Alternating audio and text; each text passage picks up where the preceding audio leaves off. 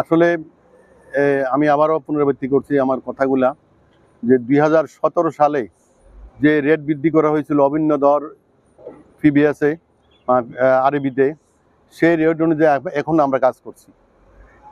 বিগত ৯ বছর কোনো রেট বাড়ানো হয় নাই, যার ফলে আমরা যখন ১৭ সালে রেট বৃদ্ধি করা হয়েছিল তখন একটা লেবারের বেতন ছিল ৮,০০০ টাকা, এটা এখন ১৬-১৭,০০০ টাকা। একটা লাইনম্যানের বেতন ছিল ১০,০০০ টাকা, এটা এখন ২০-২১,০০০ টাকা হয়েছে।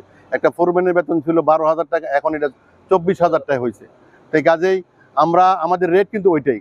তদুপরি আবার সরকারের আরোপিত ট্যাক্স এবং ভ্যাট, যেটা ২০১৭ সালে ছিল টোটাল মিললে ভ্যাট এবং ইনকাম ট্যাক্স মিলে ৭.৫%, আর এখন আজকে ২০২৫ সালে এটা 17.৫% বৃদ্ধি করা হয়েছে।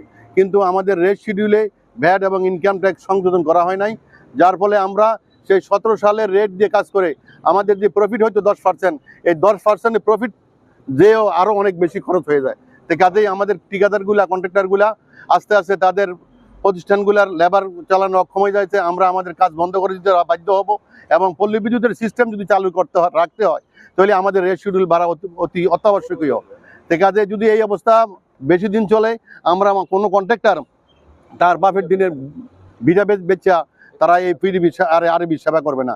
কাজেই সরকারের থেকে আমরা যদি রেট না বাড়ানো হয় তাহলে আমরা এই পিবিএসের আগামী দিনে ঠিকাদারি টেন্ডারে অংশগ্রহণ করবো কিনা এটা আমরা পরবর্তী বসে সিদ্ধান্ত নিব। কারণ না হলে আমরা আমাদের অস্তিত্বের বাঁকাতারিতে আমরা আমাদের দেয়ালিয়ে যাব। কাজেই এই অবস্থার পরিপ্রেক্ষিতেই আমরা আমাদের এই যে ৮০টা পিবিএসে সবাই একসাথে হইয়া আমরা এই মানববন্ধন ও স্মারকলিপি পেশ করছি। আগামী এই অবস্থা যদি সরকারের বা কর্তৃপক্ষের যদি গুরুত্ব হয়, তারা যদি বদ্ধ হয় তাহলে তো ভালো কথা, না হলে আমরা এই পল্লী বিদ্যুতের সিস্টেমে আমরা আর সহযোগিতা করবো না, আমরা আমাদের কাজ থেকে বিরত থাকবো।